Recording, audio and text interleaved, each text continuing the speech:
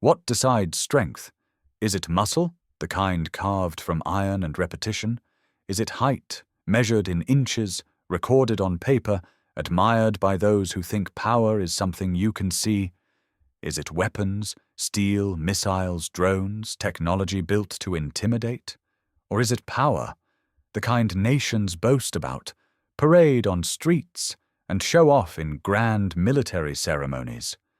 Or is strength something deeper, something no camera can measure, no uniform can display, and no enemy can predict? Because sometimes the strongest force on earth is not the one that looks intimidating, but the one the world overlooks.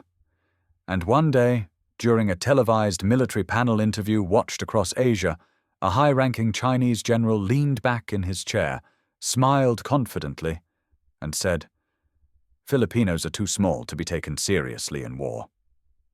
The anchors laughed. Some of the audience clapped. The comment was meant to be a joke, a quick, careless insult tossed at a nation they assumed would stay quiet. But insults have a strange way of traveling, and this one did, fast. Within minutes, the clip spread across social media. It landed on the screens of students, workers, fishermen, soldiers, nurses, and Filipinos living in every corner of the world. Some ignored it, because they had heard comments like that before. Some laughed, because humor has always been a Filipino sword and shield. But there was something else, something stronger, rising beneath the noise.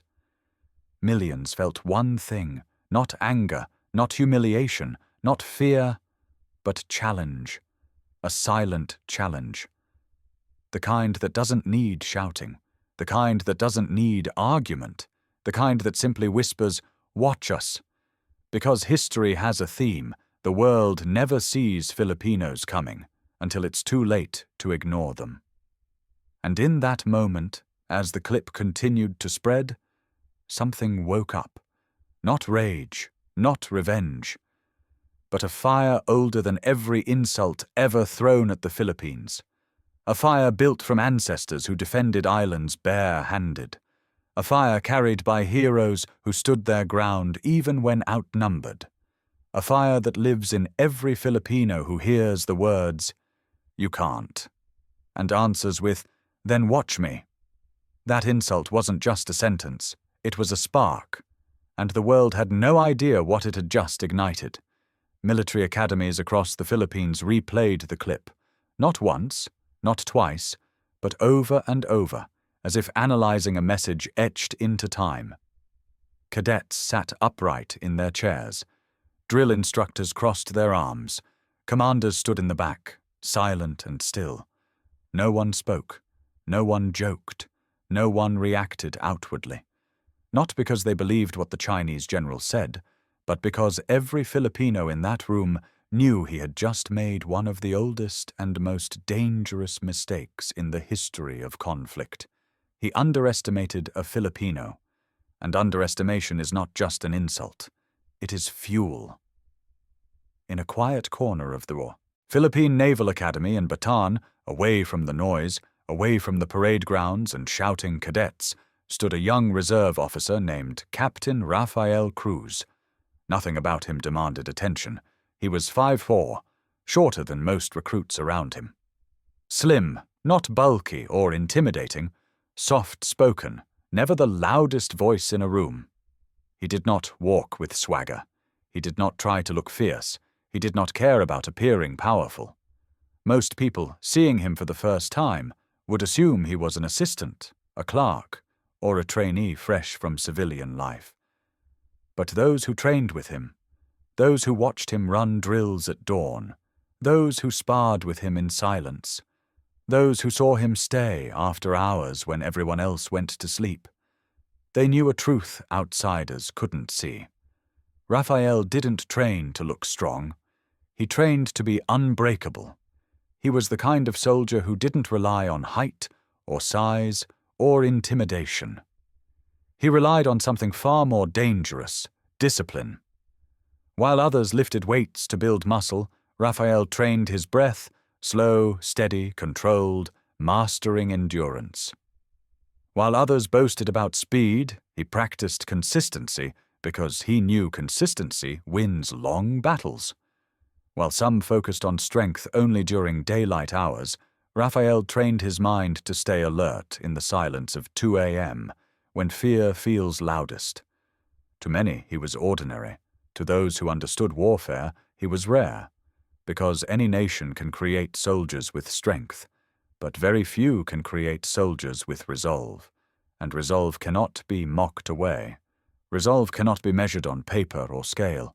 Resolve is the kind of strength that wakes up when insulted and grows stronger when doubted. As Rafael watched the clip one more time, the room lights reflecting against his calm expression, he didn't clench his fists, he didn't shake with anger, he simply inhaled slowly and whispered to himself, "Good." Because sometimes what awakens a soldier isn't an order, it's a challenge. Weeks later, intelligence confirmed something alarming, something that shifted the entire region from quiet tension to silent alert. Satellite readings, radar intercepts, and naval surveillance all pointed to the same conclusion. China was preparing a large-scale electronic warfare simulation near contested waters, close enough to the Philippines to send a message, yet positioned in a way that could be defended as routine training, a calculated move, a move meant to be seen. News outlets across Asia began circulating the report. Analysts debated intentions. Diplomats whispered behind closed doors. Military strategists mapped projected outcomes. The world watched. Some believed diplomacy would follow. Statements, negotiations, polite conversations disguised as warnings. Others believed silence would win, that the Philippines would stay quiet, avoid escalation, and let the moment pass like so many moments in the past. But the Philippines did something no one predicted. They didn't escalate. They didn't retreat. They responded with precision, humility, and quiet confidence. A small, highly trained special response team was authorized for deployment, not as a threat, not as a challenge, but as a presence, a reminder, a statement without words. And among the names listed for the operation was one that caught many off guard: Captain Rafael Cruz, appointed second in command. Some questioned the decision. There were taller soldiers, stronger ones, men with louder reputations and medals pinned proudly to their uniforms. But leadership saw something the rest of the world often missed. Rafael wasn't chosen for his size. He wasn't chosen for intimidation. He wasn't chosen to match strength with strength. He was chosen because in moments where chaos becomes louder than logic, where fear moves faster than orders, and where precision matters more than appearance, you don't need the biggest soldier. You need the most disciplined one.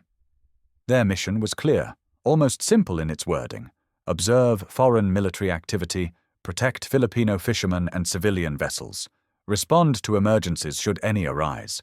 They were not authorized to fire the first shot. They were not deployed to threaten. They were there because sometimes presence alone is power. As the special response team prepared to board their vessel, a modest but reliable patrol craft, orders were repeated one final time. "We are not here to provoke. We are here to protect." Rafael nodded, fastening his gear, calm, steady, composed. Around him, younger soldiers adjusted helmets, checked weapons, and exchanged nervous glances. He could feel their unspoken questions. What if this wasn't just training? What if something went wrong? What if this moment changed everything? Rafael stood at the center of it all, not with bravado, not with theatrics, but with grounding certainty. He placed one hand on the nearest soldier's shoulder and said quietly, "Courage isn't the absence of fear. It's knowing what matters more." The engines roared to life. The ship moved away from shore. Cameras captured the departure. News anchors narrated it live, and millions of Filipinos watched. From living rooms, phones, office screens, airports, and faraway countries where homesickness felt heavy. No music played. No cheers erupted. just silence, the kind filled with hope, pride, and prayer. Because the Philippines wasn't sending its biggest warriors, it was sending its most determined. Not to fight, but to stand, to watch, to protect. And sometimes that kind of quiet strength speaks louder than any weapon ever could. The contrast was almost theatrical. On one side of the horizon stood towering steel giants, massive destroyers with missile launchers aligned in perfect mathematical symmetry, surveillance frigates humming with the low electric growl of active radar, and specialized electronic warfare vessels equipped with antennas that looked like metal forests rising into the sky. Their paint was pristine, their decks were wide, their shadows stretched across the water like floating fortresses. Then, cutting through the waves with far less noise and zero spectacle, came the Philippine vessel. It wasn't covered in heavy weaponry. It didn't look intimidating. There were no satellite towers stacked like skyscrapers, just a small grey patrol ship weathered by years of salt water and tropical storms, half the length of the Chinese command ship, but steady, unshaken, present. As the vessels drew closer, binoculars lifted across the Chinese decks. Some officers scoffed, others smirked. Open radio channels crackled with voices, forgetting, or perhaps not caring, that the Filipinos could hear them. In Mandarin, one voice said, "They send a fishing boat? This is a joke." Laughter followed, sharp, mocking, unfiltered. Some Chinese soldiers even pointed at the Filipino deck, shaking their heads like spectators watching something beneath them. On the Filipino ship, every crew member heard it. Static didn't hide the tone, but there was no shift in posture, no clenched jaw, no angry retort. Their training didn't teach them to respond with ego. Their training taught them something far more strategic. Respect in silence is often louder than arrogance in noise. Rafael stood near the rail, watching the massive vessels with calm observation. Not intimidated, not impressed, just aware. He tightened the strap across his vest, adjusting it with slow precision. One of the younger privates beside him whispered, "Sir, they're laughing at us." Rafael didn't turn. He didn't need to. His voice remained steady, almost quiet. "Let them talk." His eyes remained fixed on the horizon, not on the mockery, but on the mission. Then he added, in a tone so controlled it felt colder than anger, "We'll answer differently." Those 4 words settled over the deck like armor.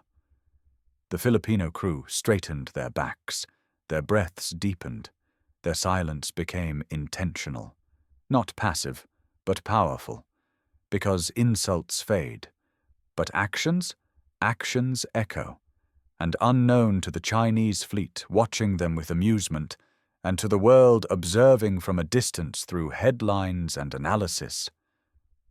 The Philippines wasn't there to compete with size, they were there to reveal strength. And sometimes, the enemy's laughter becomes the drumbeat of their own realization. Because the ocean doesn't reward the biggest ship, it rewards the one that knows how to survive it. And soon, very soon, the sea would remind everyone of that truth. During one of China's high-powered electronic warfare tests, the sky suddenly shifted from controlled coordination to chaos. A sharp alarm echoed across their fleet, one that no one expected to hear. One of China's most advanced surveillance aircraft, a drone-assisted command plane worth millions, began to flicker on radar screens. At first, officers thought it was part of the simulation. But then the second alarm hit. Hard, red lights flashed. Diagnostics failed. The aircraft's navigation system malfunctioned, and the engine sputtered like a dying heartbeat. Through binoculars and radar monitors, both fleets watched the plane tilt, then spiral, losing altitude fast. Its nose dipped toward the sea. The pilot fought it, but no machine, no technology, no engineering, not even one crafted by a superpower, can defeat gravity when control is lost. For a moment, the entire ocean felt silent. Chinese officers froze. Some shouted orders, others slammed buttons and tried to regain manual override. Radio channels scrambled into static chaos. Words became noise. Panic spread across their massive steel decks. Rescue vessels began moving, but they were huge, heavy, and far too slow for what was unfolding. Time wasn't measured in minutes, it was measured in seconds. Meanwhile, the Filipino vessel, small, quiet, and close, reacted before the situation was fully declared an emergency. There was no hesitation, no conference, no delay. Rafael stepped forward, voice firm and clear. "Launch rescue crafts, move now!" His crew responded immediately. Within seconds, 2 small tactical boats were in the water, agile, light, and designed for the unpredictable temperament of Philippine coastal seas. The waves were rough, choppy from wind and engine disturbance, but the Filipinos cut through them with practiced ease.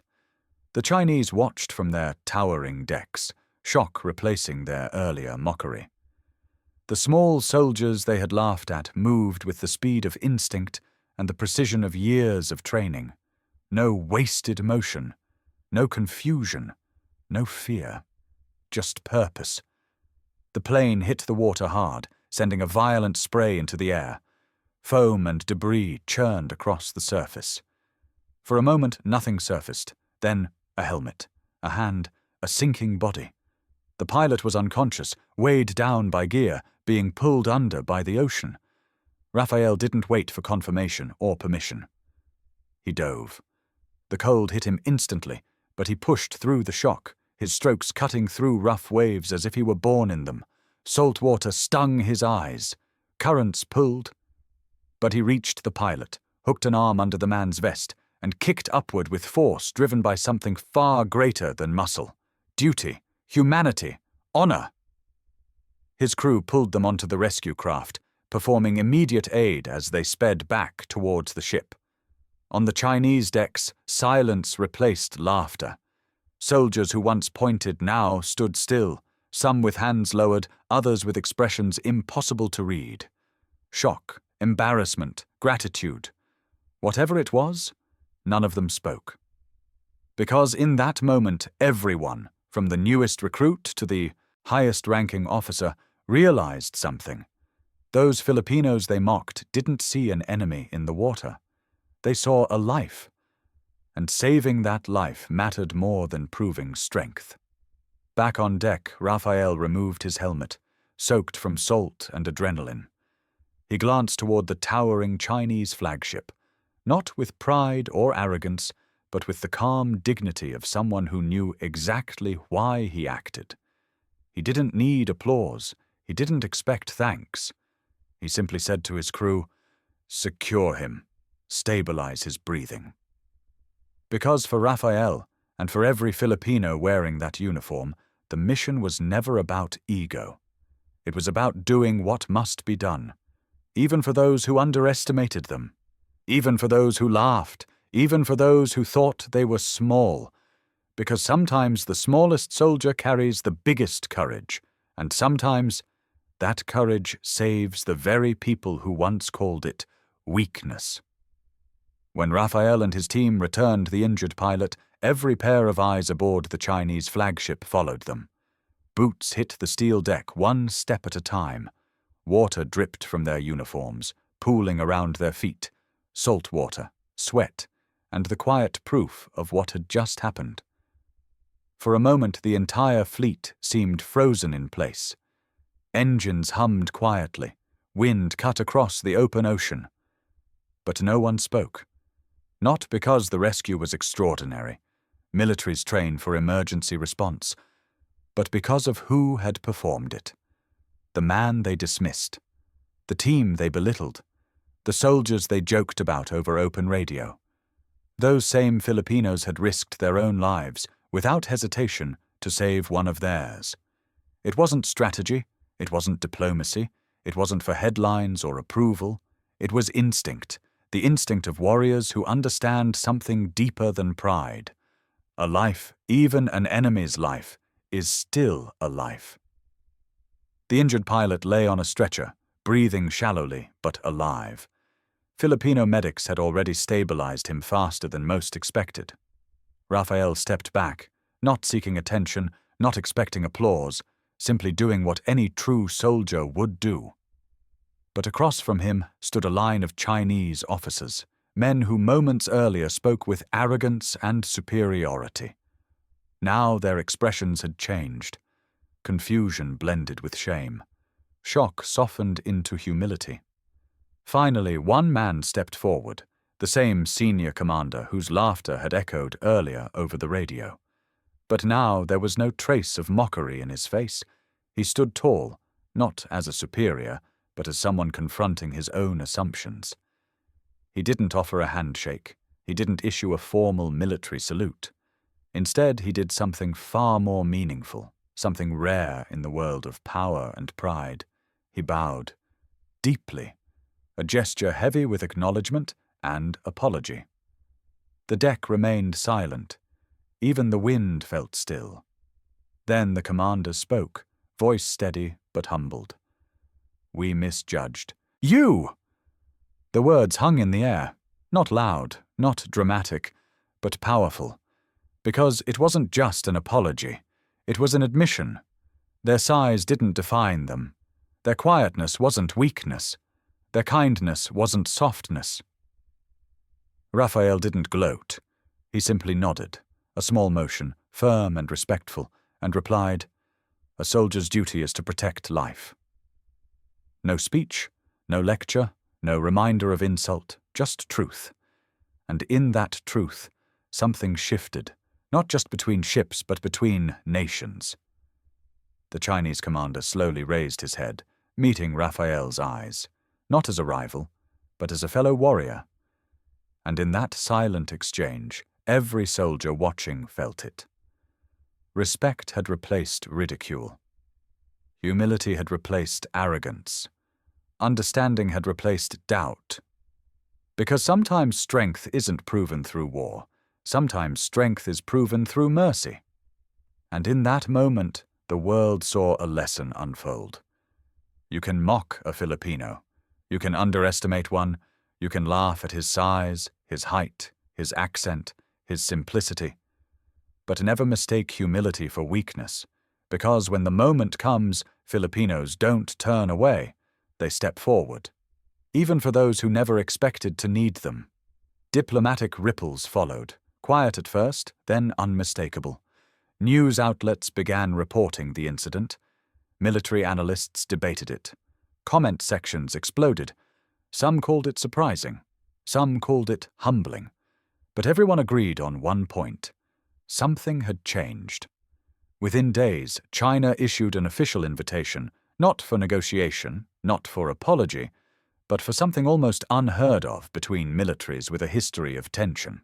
A joint emergency response drill, not as observers, not as subordinates, but as equals.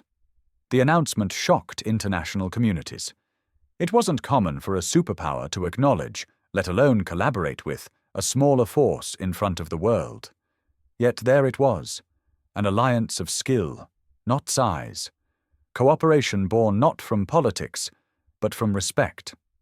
When the exercise day arrived, both forces stood side by side on a massive training field, a blend of concrete, sand, and obstacles designed to simulate battlefield chaos.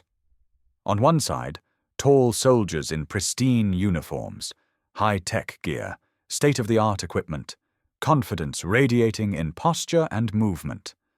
On the other, smaller frames, weathered gear, simpler tools, quiet discipline. The whistle blew. The first drill began. The Chinese teams charged forward with explosive force. Boots hit the ground like thunder. Movements were powerful, fast, aggressive. Meanwhile, the Filipinos did not sprint. They moved deliberately, communicating without shouting, flowing as if every step had been rehearsed 1,000 times. Their pace wasn't frantic. It was calculated. The scoreboard flashed. The Chinese completed the task with impressive speed. Then the Filipinos finished, not faster by seconds, but by whole minutes. A murmur spread across the observers. The next challenge began, an equipment retrieval under simulated blackout conditions. The Chinese teams activated night vision goggles, infrared markers, tactical flashlights. The Filipinos? They relied on something else. Memory, feel, instinct. They navigated the dark, not with equipment, but with trust in one another and skill built through real-world unpredictability. Again the scoreboard flashed. Again the audience expected the larger force to dominate. And again, the Filipinos placed ahead. A pattern formed. Chinese soldiers used strength to break barriers. Filipinos used technique to bypass them. Chinese teams relied on commands. Filipinos moved like one living organism, reacting, adjusting, adapting, and every time the scoreboard updated, they weren't catching up. They weren't barely holding on. They were leading. Slowly, expressions around the field shifted, from amusement to curiosity to respect. No one laughed anymore. No one joked. Eyes tracked every Filipino movement with the same focus once reserved for elite forces. Because now the world wasn't just seeing soldiers, they were seeing something far rarer, a force that didn't need to prove strength through appearance, because their strength spoke for itself, not loudly, not violently, but undeniably. And as the final drills approached, one truth settled across everyone watching, from foreign generals to the youngest recruits. The Philippines was no longer the underestimated participant. They were the standard. Because strength isn't always loud. Sometimes strength is quiet, steady, humble, and unstoppable. Then came the final test, the one every soldier whispered about, the one that didn't measure strength or speed or firepower. It measured something deeper, a silent zone rescue mission. No radios, no GPS, no drone surveillance, no artificial intelligence guiding movement or strategy. Just instinct, just awareness, just trust, just unity. It was the kind of challenge designed to strip away hierarchy, technology, and advantage, leaving only the truth of what kind of soldier you really were. As the whistle blew, both teams disappeared into rugged terrain, dense foliage, uneven stone, steep ravines, and shallow rivers that cut across the field like veins. The Chinese teams moved fast and aggressively, sweeping forward with a coordinated plan built around structure. The Filipinos moved differently. They weren't the fastest, but they were fluid, adjusting, communicating without speaking, adapting to every twist of terrain like they had trained in places far less forgiving. Because they had. Long before satellites, radars, and warships existed, Filipinos survived by reading rain, wind, soil, tide, and instinct. Survival wasn't strategy, it was inheritance. And halfway through the mission, that instinct became the turning point. A Chinese trainee, rushing through a steep path, stepped on unstable ground. The earth crumbled beneath him, and before he could react, he slipped into a narrow ravine hidden by vines and shadow. There were no cameras pointed there, no replay screens, no officers nearby to witness it. His cry wasn't loud, it wasn't desperate, but Rafael heard it. He stopped instantly. He didn't hesitate. He didn't wait for permission. He turned around, sprinting back through brush and dirt, moving with urgency that came not from competition, but from responsibility. He found the injured soldier lying at the bottom, disoriented, clutching his leg in pain. The Chinese trainee looked up, shocked. Out of all people, it was him. The soldier mocked earlier, underestimated, dismissed, who had returned. Rafael slid down carefully, checked the injury with quick precision, and without a word, lifted the soldier onto his back. The injured man protested. "You'll lose the mission." Rafael answered, breath controlled, voice steady. "This is the mission." The path back was steep and unforgiving. Every step required strength, balance, and will. But Rafael continued, not slowing, not wavering, not second-guessing. The rest of his team saw him, and without discussion they adjusted formation, covering him from both sides. The mission continued, not as a competition, but as a brotherhood. When they crossed the finish line, late, dirty, scratched, and carrying the weight of another nation's soldier, the field fell into silence once more. Commanders watched. Generals watched. The world watched. A judge approached Rafael and asked the question everyone else wondered. Why didn't you leave him? You could have won. Rafael, breathing deeply but standing firm, looked him directly in the eye and replied with 5 simple words, the kind that didn't need dramatic delivery to be powerful. A life is not optional. Those words struck harder than any victory, stronger than any headline, deeper than any medal, because in the end, strategy can be taught, strength can be trained, technology can be purchased. But humanity? Humanity is a choice. And that day the world saw what kind of soldier a Filipino truly is. Not the biggest, not the loudest, not the most equipped, but the one who never leaves someone behind, even an enemy, even a stranger, even someone who once laughed. When results were revealed, the room went silent. The Filipino unit didn't just finish. They ranked first in discipline, rescue efficiency, tactical adaptability, and humanitarian response. Chinese media, once mocking, now aired headlines like, "Filipinos, small but unshakable. Strength of heart beats strength of size." Filipinos around the world shared the story with pride. Months passed, but the memory of that mission didn't fade. It became the subject of military forums, documentaries, and strategic discussions behind closed doors.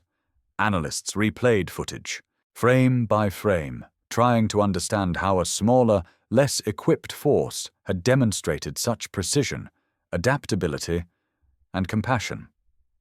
It wasn't just a story anymore, it was a lesson. And that lesson led to something unprecedented. A treaty, quietly drafted at first, then formally presented, acknowledging cooperation, mutual respect, and shared commitment to humanitarian response and regional stability. No dramatic speeches, no victory claims, just signatures, and a handshake that symbolized something greater than rivalry, understanding. During the signing ceremony, representatives from multiple nations attended. Generals, admirals, diplomats, and reporters with microphones poised for headlines. But all eyes were on one person, Captain Rafael Cruz, the soldier who never bragged, the soldier who never raised his voice, the soldier who simply did what was right, even when no one was watching. He stood at the front, not with pride, but with quiet dignity. A reporter finally asked the question that the world had waited months to hear. How did a small team outperform one of the world's most powerful militaries? Rafael paused, not because he didn't know the answer, but because he understood the weight of the moment.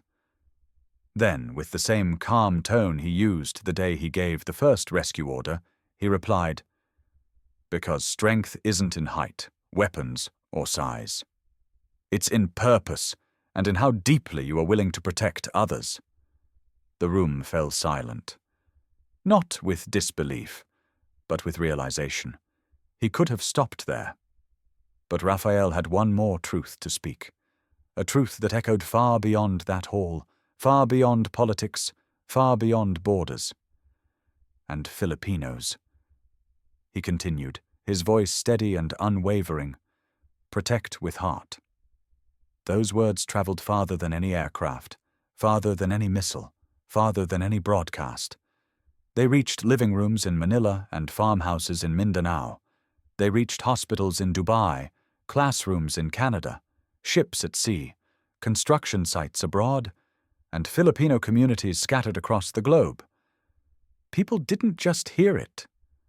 They felt it. Because for generations, Filipinos were underestimated, labeled as small, soft-spoken, too kind, too humble, too gentle to stand among the giants of the world. But now the world knew something different. Filipinos aren't defined by size. They are defined by spirit. A spirit that doesn't break. A spirit that doesn't leave anyone behind. A spirit that chooses humanity over glory and courage over fear. And from that day forward, whenever someone repeated the old insult, that Filipinos were too small to fight, the answer no longer needed argument. Just 6 words. Remember the rescue. Remember Rafael. Because in the end, strength isn't measured in height. Strength isn't measured in volume. Strength isn't measured in the shadow you cast, but in the lives you lift. And the Filipino heart? It will always rise, even when the world expects it to fall. So the next time someone repeats the old insult, too small, too weak, too insignificant, just remember, it's never the size of the soldier that decides victory. It's the fire inside the soldier. And the Filipino heart, it never backs down.